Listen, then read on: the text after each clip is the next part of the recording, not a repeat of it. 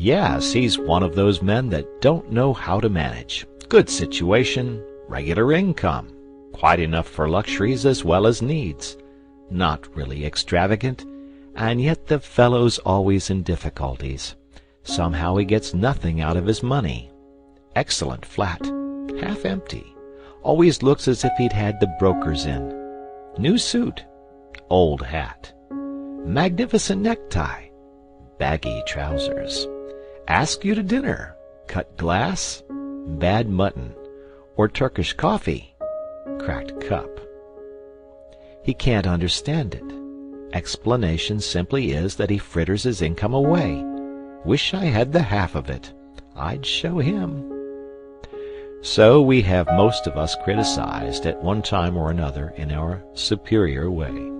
We are nearly all chancellors of the exchequer. It is the pride of the moment.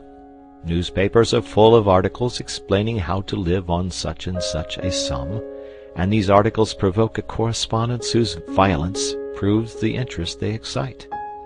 Recently, in a daily organ, a battle raged round the question whether a woman can exist nicely in the country on £85 a year. I have seen an essay, How to Live on 8 shillings a Week, but I have never seen an essay, How to Live on 24 hours a day. Yet it has been said that time is money. That proverb understates the case. Time is a great deal more than money. If you have time, you can obtain money, usually. But though you have the wealth of a cloakroom attendant at the Carlton Hotel, you cannot buy yourself a minute more time than I have, or the cat by the fire has. Philosophers have explained space. They have not explained time. It is the inexplicable raw material of everything. With it, all is possible. Without it, nothing. The supply of time is truly a daily miracle, an affair genuinely astonishing when one examines it. You wake up in the morning and, lo, your purse is magically filled with 24 hours of the unmanufactured tissue of the universe of your life. It is yours. It is the most precious of possessions, a highly singular commodity showered upon you in a manner as singular as the commodity itself. For remark, no one can take it from you. It is unstealable, and no one receives either more or less than you receive. Talk about an ideal democracy. In the realm of time there is no aristocracy of wealth and no aristocracy of intellect. Genius is never rewarded by even an extra hour a day. And there is no punishment. Waste your infinitely precious commodity as much as you will, and the supply will never be withheld from you.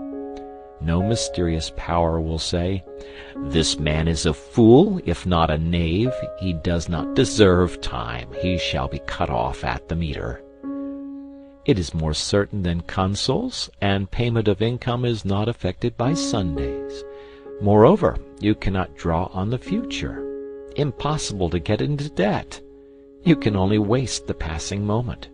You cannot waste tomorrow. It is kept for you. You cannot waste the next hour. It is kept for you. I said the affair was a miracle. Is it not? You have to live on this 24 hours of daily time. Out of it you have to spin health, pleasure, money, content, respect, and the evolution of your immortal soul. Its right use, its most effective use, is a matter of the highest urgency and of the most thrilling actuality.